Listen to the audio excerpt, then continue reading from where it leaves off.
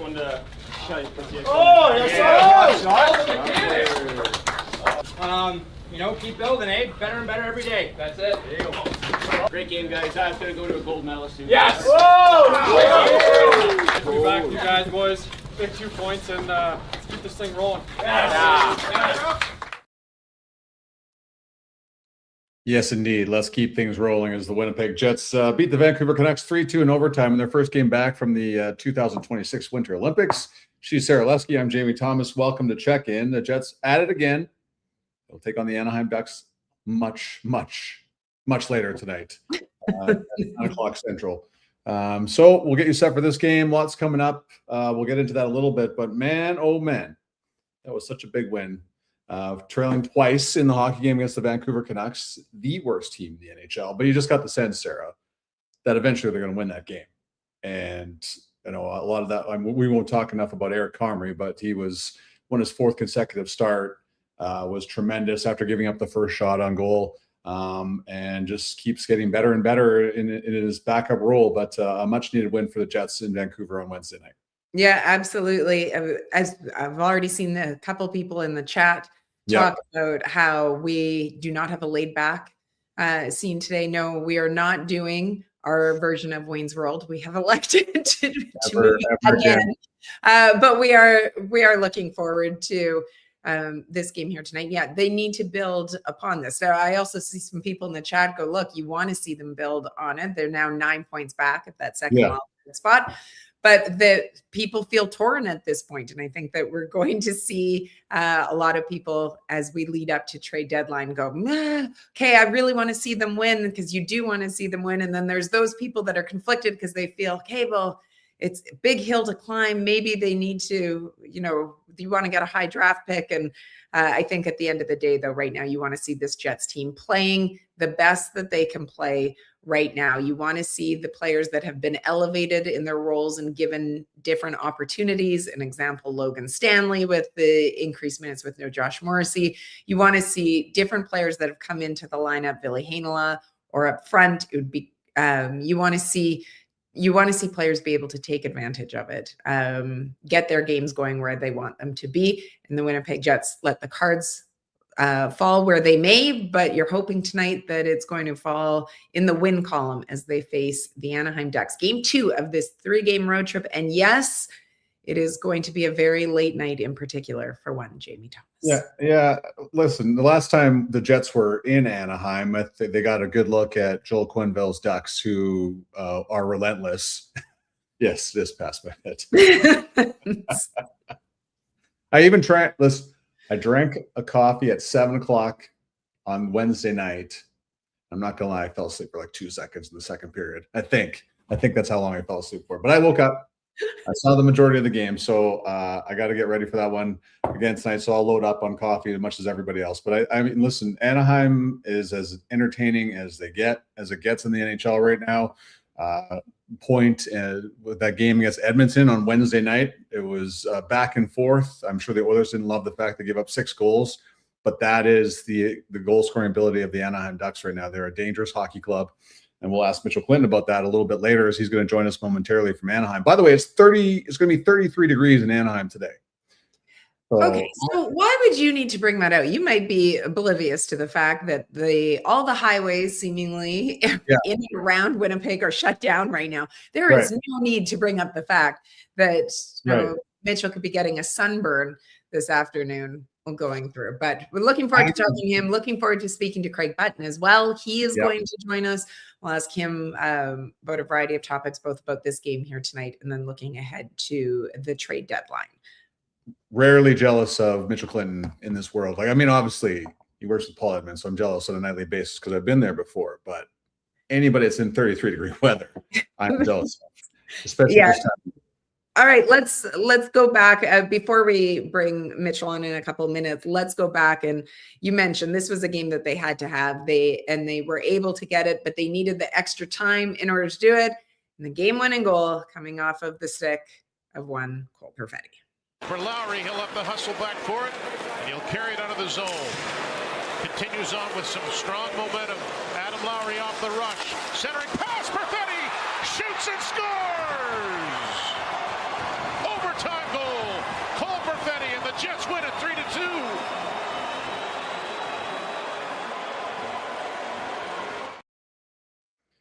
That was beautiful. And I mean, you've been waiting for Adam Lowry to kind of get back to form after hip surgery. I think the old hip looked pretty good. The surgically repaired hip looked fantastic on that play and rush up the ice. And the Jets' second line, has to play a big role going forward. Really like what I saw from it on Wednesday night, but they're going to lean on him a lot. As good as the top line was, Sarah, there's no question on this road trip, and certainly over the 8-game homestand that's just around the corner, you're going to need chipping in from everybody. So that was a great start. Cole had plenty of chances to score throughout the night, and it was just nice to see that relief on his face after he scored the overtime winning goal. Yeah, absolutely. After the game, Scott O'Neill spoke about the goal and the win. It was a great play by Lousy there to drive wide, and obviously we had a 3-on-2 there with the guy changing. So had a good chance. I mean, would have liked the one on that 2-on-1, 3-on-1 before. I thought kind of got baited by their guy. I thought Sammy was calling for it, but he said it was the guy behind him. So thought we had a 3-on-1 and tried to hit him, but luckily I got another crack at it and was able to put it home. That first period, he had some unreal looks and some great opportunities. So it's nice to see him get rewarded at the end of the game and get that winner. But that line was good. They had a lot of really good looks, and obviously our top line was really strong, and to get the secondary scoring like that certainly helps. When we had heard Scott O'Neill speak about 2A, 2B into this road trip and the job that the Lowry line did, and then you heard him there say that the top line obviously rolling, but the importance of the secondary scoring. And let's talk about that top line. He reunited. We've seen Kyle Connor obviously with Mark Scheifele almost every game, but he reunited Gabe Vilardi back up there. But the chemistry that line has, doesn't matter if you take off for an Olympic break. It doesn't matter, it seems, if you take off for the off season. Those two in particular, Connor and Scheifele, just have something going with the two of them in particular, I think, when you look at this season. Yeah, for sure. And I mean, I think we were all expecting a big night from Kyle Connor because he did not play the final 4 games of the Olympics. And we were all going back to last February. He didn't play the championship game for the United States against Canada, the 4 Nations face-off. So how did he react and come back to the Jets? Well, he had 10 shots on goal against St. Louis, had an assist that night. So I think we're all looking at Kyle going, okay, is this going to be another one of those? I have lots left in the tank, lots of energy after some time off, and he looked fantastic. But I mean, we have to look at the goal, because not only was it a great goal from Kyle Connor, but the pass from Mark Scheifele, and you just touched on it a second ago, Sarah, the chemistry between those two, you just can't deny. So, all these conversations when the Jets were struggling, are you going to break up 81 and 55? You look at play like that and you're like, you can't break them up because of a play like this.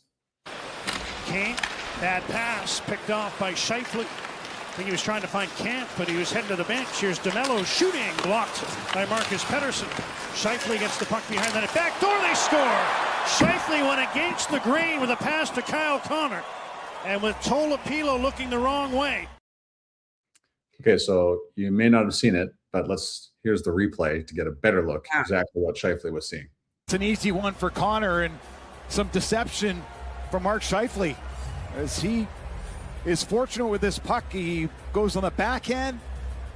Kyle Connor is able to pick it up and get it across and over the glove before Tolopilo realizes Tolopilo's the Tolopilo had absolutely no chance. And I think the replay showed just how great of a pass that was. But it also shows you how smart Kyle Connor was, because he knows something. I mean, he goes to the place, the soft ice, as they say, to get that pass. So just a great play by both players. Yeah, I thought that the replays were fantastic in the pack that Sportsnet, the Vancouver broadcast, had done on it, just to be able to really highlight. Because when you watch it in real time, yes, okay, great pass, but to be able to see it and to see the close up of it, a great job by the two of them, and something that Scott O'Neill, I'm sure, would like to continue to see tonight when they face the Ducks. And because you've heard enough of our thoughts on it, here's Scott O'Neill's thoughts on the play and the play of his top line.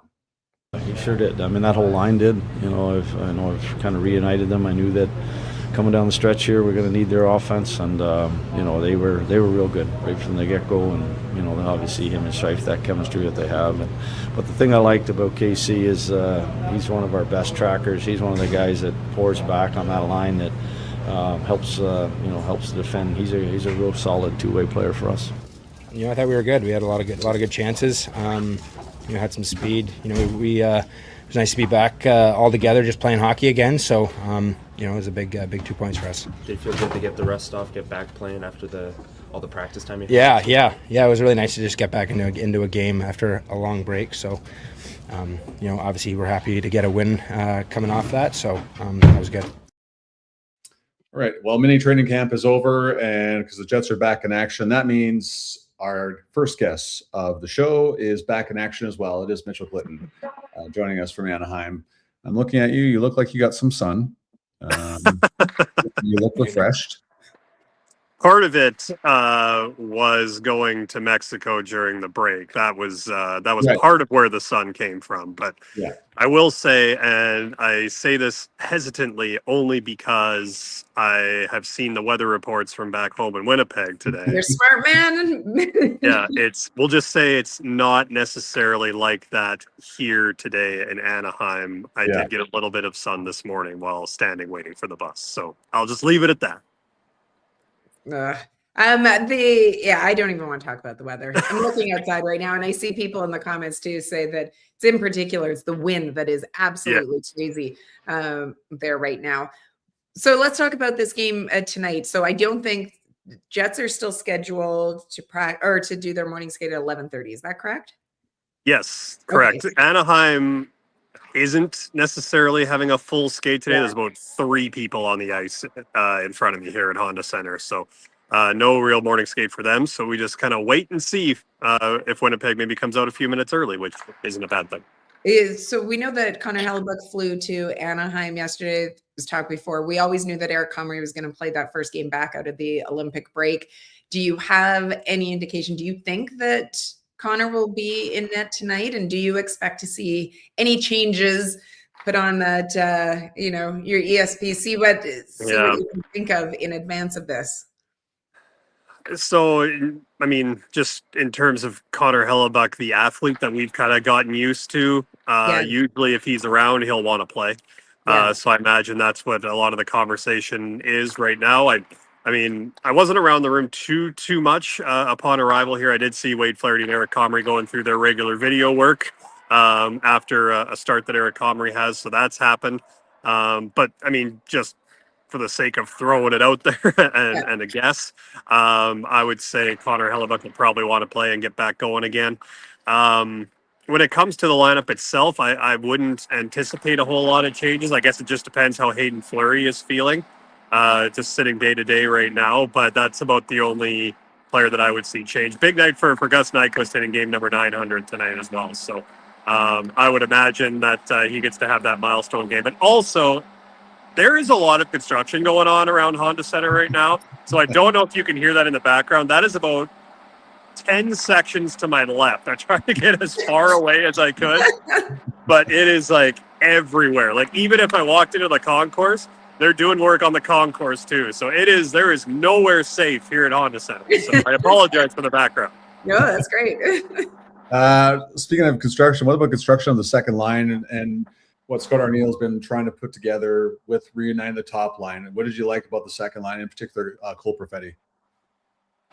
Well, the thing with that second line is you can't, I feel like they're almost related, right? And Scott Arniel kind of hinted about this, I think a couple of days before Winnipeg came into Vancouver, and it's that he can't necessarily put together Connor Scheifele-Vilardi if he doesn't have other lines going. And the fact that, leading into the Olympic break, we saw Cole Perfetti taking those steps to be the player that he expects himself to be and the team expects himself to be. And Adam Lowry as well. Like, it seems those two tend to work quite well together. So whether it was Alex Iafallo like it was in Vancouver or when it was Gabriel Vilardi on that line, they seem to have found some momentum there. And that's huge for Winnipeg, obviously, coming down into this final stretch of the regular season. And just even looking at some of the numbers that they put up at 5-on-5 analytically, like that Lowry line was absolutely dominant. Now, they don't get the reward at 5-on-5 during the game. I mean, they were outscored 1-0 because of the face-off loss goal that gets scored there. But besides that, I mean, they were just too much for Vancouver to handle, especially, I thought, when it came to the forecheck. They forced a number of turnovers in the Vancouver zone just because they were able to get on pucks and have good sticks and then create chances off of that. They'll need to do it again tonight against Anaheim, a team that's obviously a little bit higher up in the standings than what Vancouver is. They presented a little bit of a different challenge in that regard.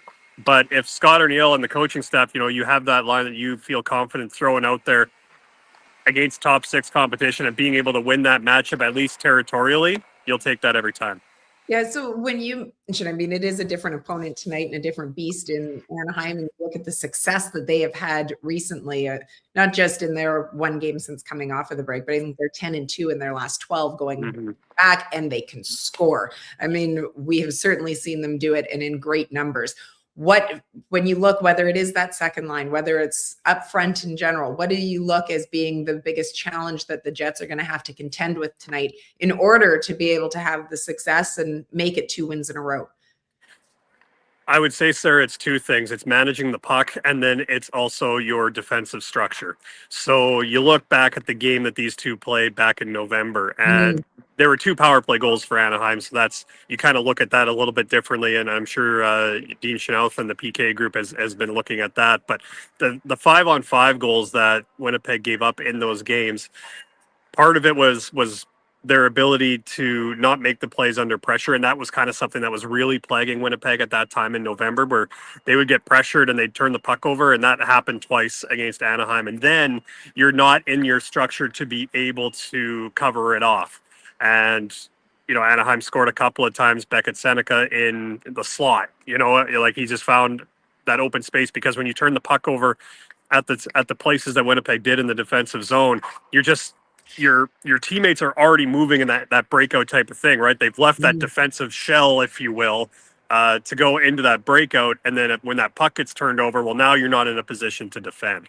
And that happened to Winnipeg a couple of times against Anaheim. And like you mentioned, they can score. So that's the thing. And it's not even necessarily been one person. I mean, Cutter Gauthier is leading them in goals, but they've got 7 players in double digits. They've got 3 at 19. They've got a couple more at 13. And even Jacob Trouba, who, last year obviously has the trade from New York and comes into Anaheim, didn't really have a whole lot to show in terms of offense. He's got 9 goals this year already. So, he's kind of having a little bit of a resurgence of his own. So it will be a challenge for Winnipeg, because every line that Anaheim has been putting on the ice right now is finding the back of the net. So you have to be able to defend. One of the best ways to defend is to make sure you stay on offense territorially, and that's what we've seen, at least through one game back in the break, from the top 2 lines of the Winnipeg Jets. They'll need that through the lineup against Anaheim tonight.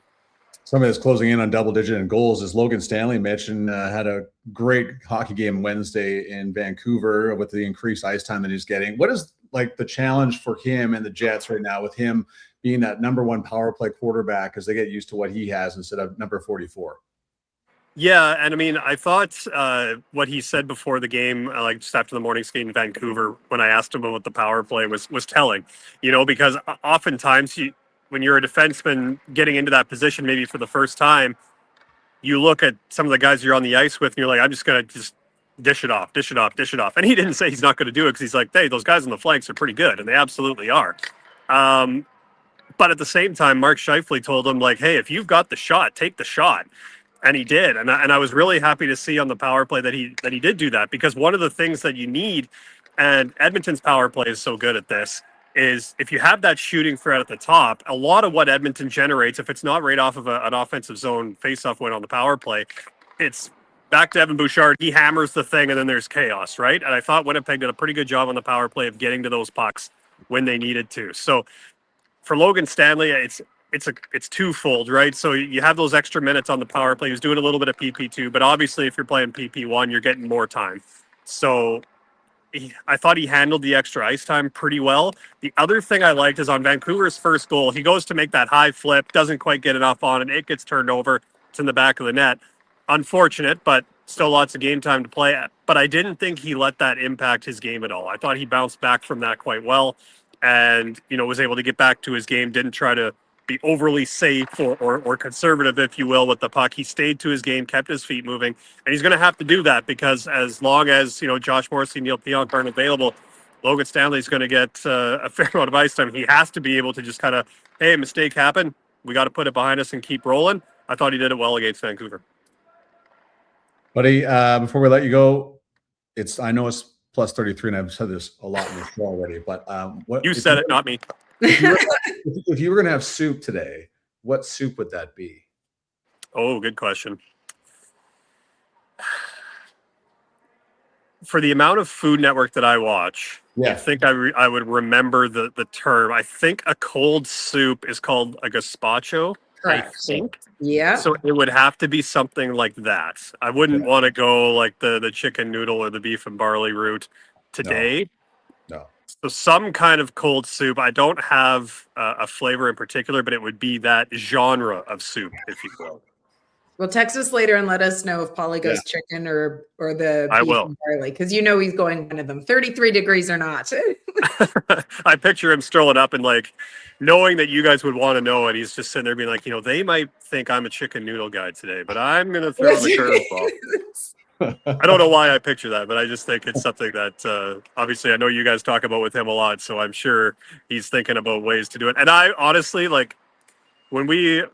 when Winnipeg wins in Vancouver, I tend to keep my lunch the exact same. So I'll be doing the exact same thing for lunch that I did the last night, because for whatever reason what was the call? I think it was Scott O'Neill last year or something said, I'm not superstitious, I'm just repetitious. Okay.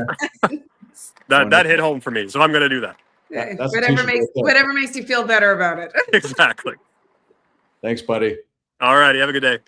Bye. Mr. Clinton? I like the comments that people are making there. I mean, obviously with different soup references, a lot of people talking about duck soup. That's me looking for that today. But I like James Robinson's line as well, that milkshakes are ice cream soup. And if you're a fan of milkshakes, I can buy into that one, James. There's a lot of wisdom in that quote right there. That's right. Much like I said to Mitch, anything that whatever makes you feel better, maybe that'll be my when I have milkshakes. Just looking at, it's essentially soup. Something we've never asked Craig Button is if he's superstitious. Oh, let's get to the bottom of that as he joins us now.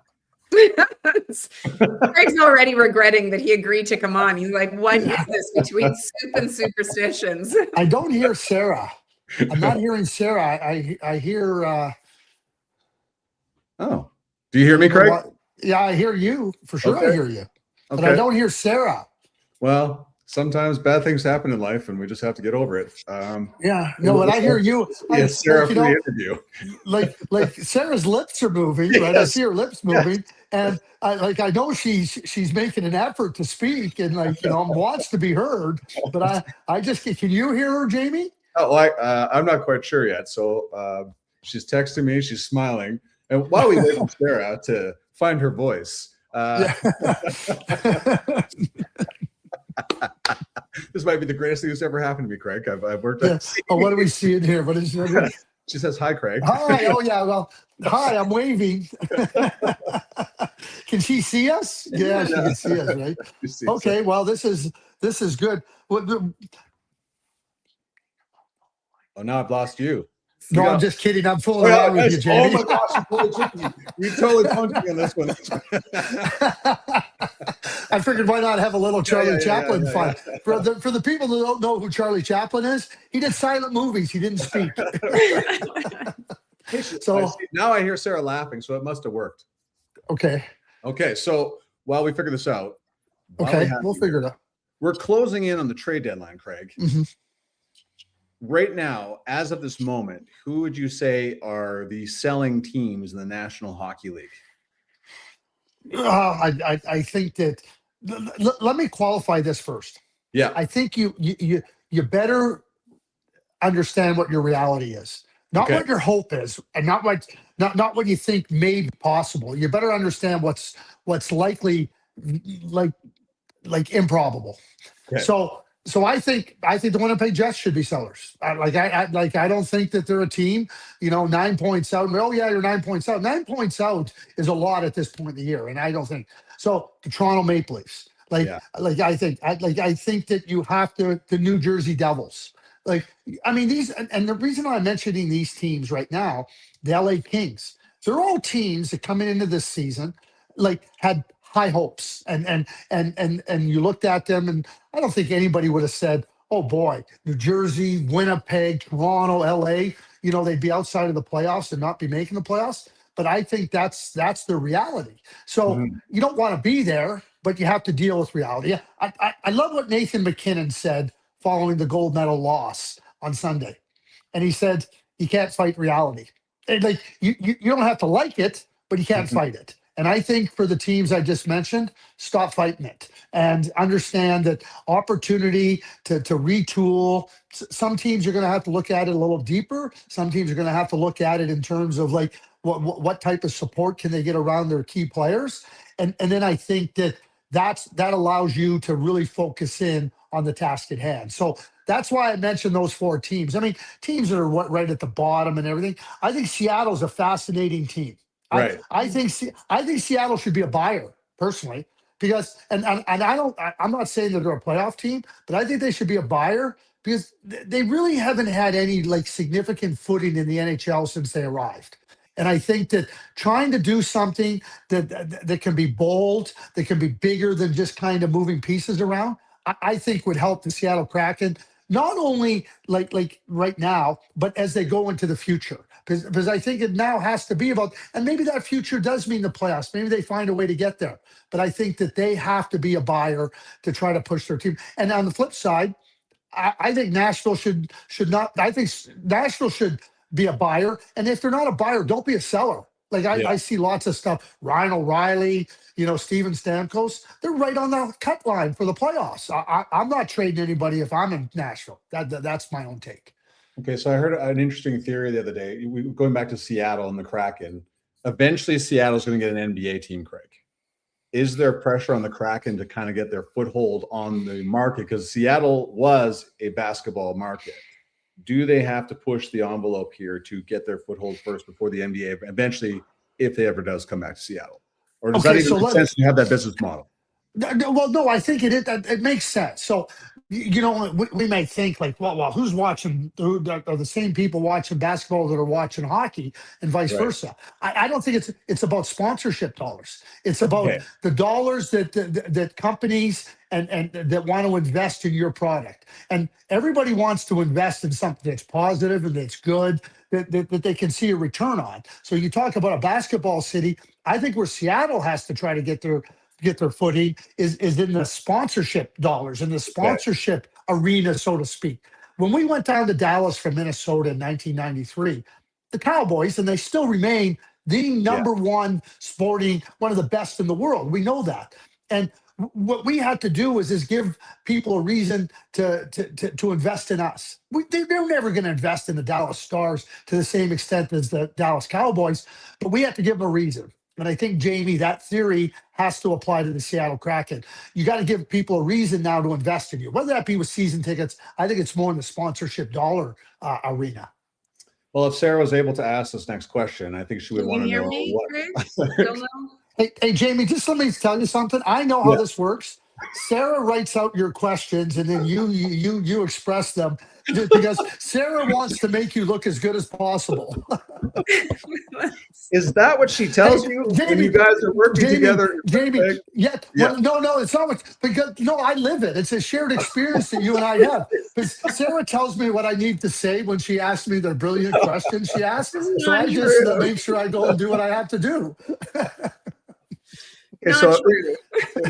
So can you hear Sarah by chance? Just throwing it out there right now. Craig? No, can't hear. Well, Sarah was shaking her head. I could see that she was shaking her head. No, but I could see, but I didn't hear. Okay, so just your thoughts on Logan Stanley, because it's an incredible story of somebody that was not well liked in this market because flat out just had never got enough opportunity to be where he is right now. But is he one of the great feel-good stories of this National Hockey League season? I don't think there's any question. And I mean, Logan, and you think about where he's come from, right? And certainly maligned. You know, we can talk about maligned, and you know, what's the expectation, and people think he should be this or he should be that. And I think that most importantly, Logan has found a real sense of self. This is what I am. This is what I'm going to do. And I think that that's translated into his game. It's the confidence that he displays. I like, and I'm not trying to be like, I think that Kevin Cheveldayoff is always working to try to, you know, get his players. He believes in the players they've drafted, believes in the development process, and he sees that with Logan. I have no doubt that he is trying to do everything he can to try to get Logan Stanley signed. And I think he should. He's a unique player. And you think about what he brings and where he's at now. If you don't have him, you're going to be trying to find a player like that. And there simply aren't players like that.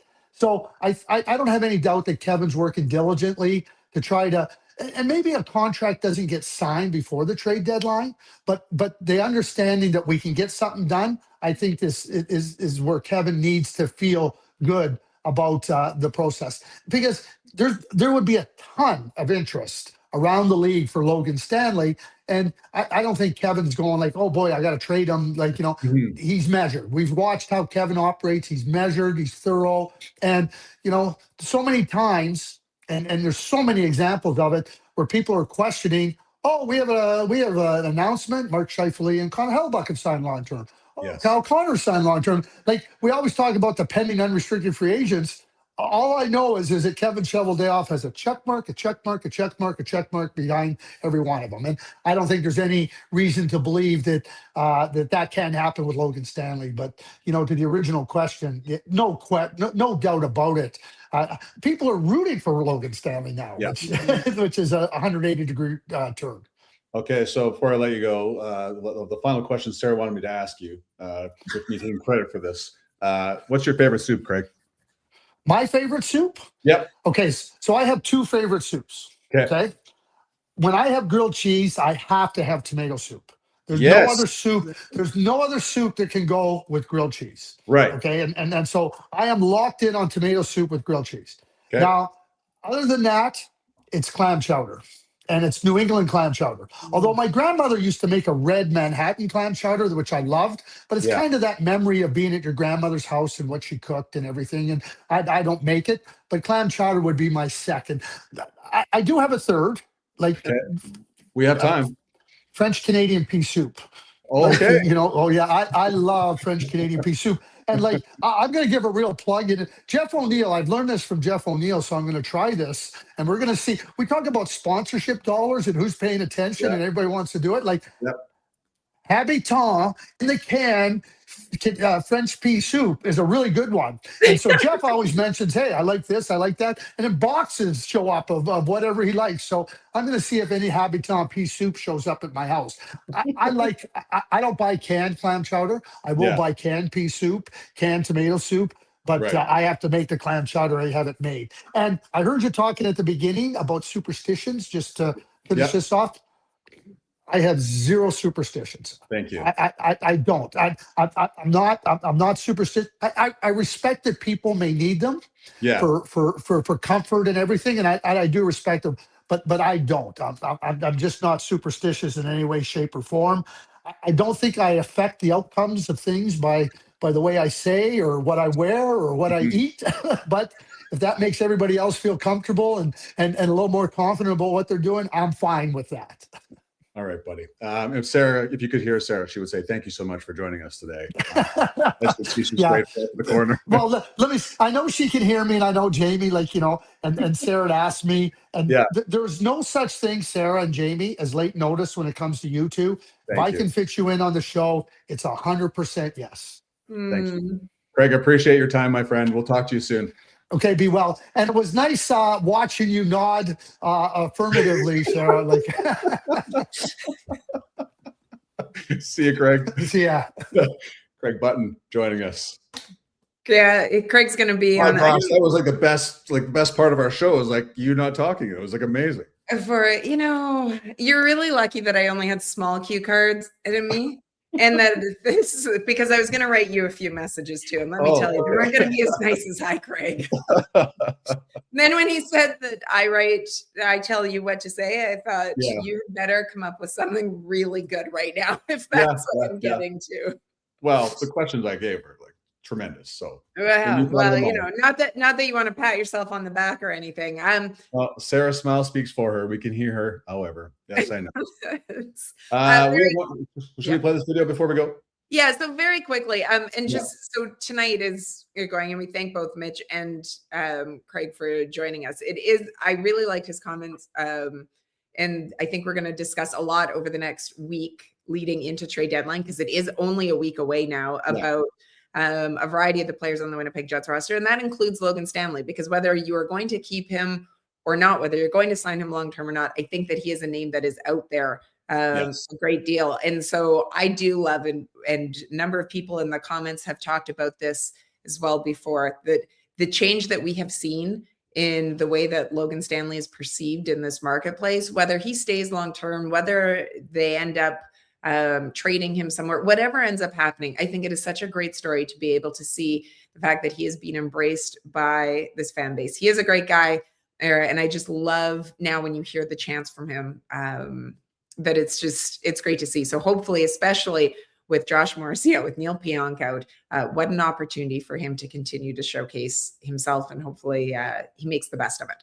But all right, feel good moment, because we really, you know, we don't always get a lot of them in the news. You don't always get a lot of them in sports as well. But my favorites are when we can, that you can leave people with that feel-good moment. And thanks to our friends at the Manitoba Moose, something that they put out yesterday. This was one of my favorite things that I have seen from them and around a sports team recently.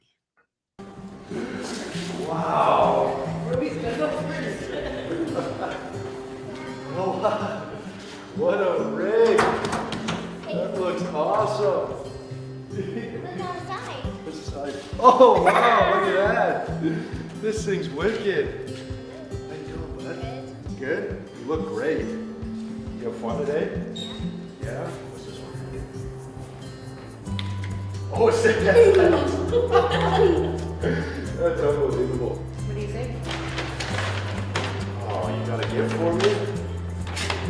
Do that.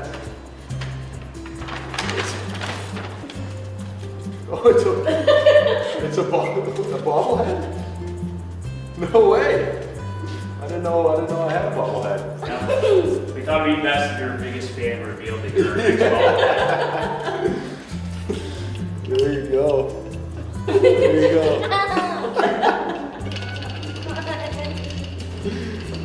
That's cool.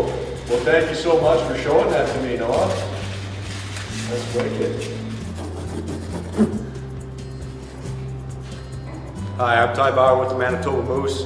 Come watch us take on the Toronto Marlies on March 8th, and a chance to get a signature bobblehead. It'll be a lot of fun.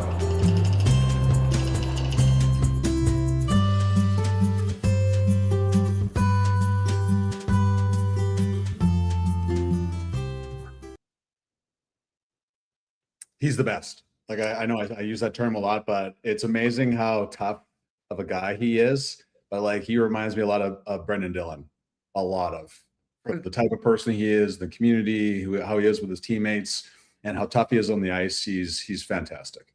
Yeah, and how about the job that Noah did presenting him with his bobblehead, and the laughs from Noah? I just thought knocked it out of the park, Manitoba Moose. Same with Ty, same with Noah. Great job, that power wagon, and you don't want to miss out on your opportunity to get your bobblehead with the Manitoba Moose. And I saw someone say they have such fantastic jerseys. Yes, they certainly do.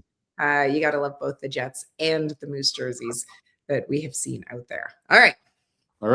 Well, we have fantastic viewers too. Thank you so much for watching, everybody. Brave the cold, stay inside. Watch a fantastic hockey game tonight. Good luck staying up. And you and I are apparently going to be reunited in the same room on Sunday. With our new technology. Yeah. We're going to knock this out of the park the next time. That our new camera is going to work for us, not against us. But man, did that bring up a lot of humor on Wednesday anyways. So it'll be better on Sunday. And it was a good show. It was nice to have you on the show as well, Sarah, even though you didn't take a lot of part of it. I had to carry the show again. Not a big deal. Well, you know, it was about time you did something. You know what? I love all the comments. That is 100% it. Jamie's feeling bold. So I will be just as brave on Sunday afternoon. Don't worry. You know what? We might have a 2-hour show on Sunday. We'll do a half an hour talking about the Jets closing out the road trip in San Jose. Yeah. And then, you know, I'll just let my feelings be known about a few things with you. You're right. Siblings. You're right. Mm-hmm. Like the sister I wish I never had. That's right. We hope you all have a fantastic Friday. Have a great start to the weekend, everyone. And we hope that we will see you on Sunday when the Winnipeg Jets close out and try to go potentially 3-0. 11:30 showtime. Remember, 11:30. Okay, 11:30. He's saying that to himself because there's a very good chance he won't remember. Could you imagine if I didn't show up? Yeah, I can. Just do the show. I can. You know, that's rude. All right. We have to go. I'm done. We have to go. Check out Mitchell Clinton for lineup notes and head on over to Winnipeg Sports Talk as well. You know that there's going to be a lot more Winnipeg Jets talk leading into tonight's game against Anaheim. See everybody. See everyone.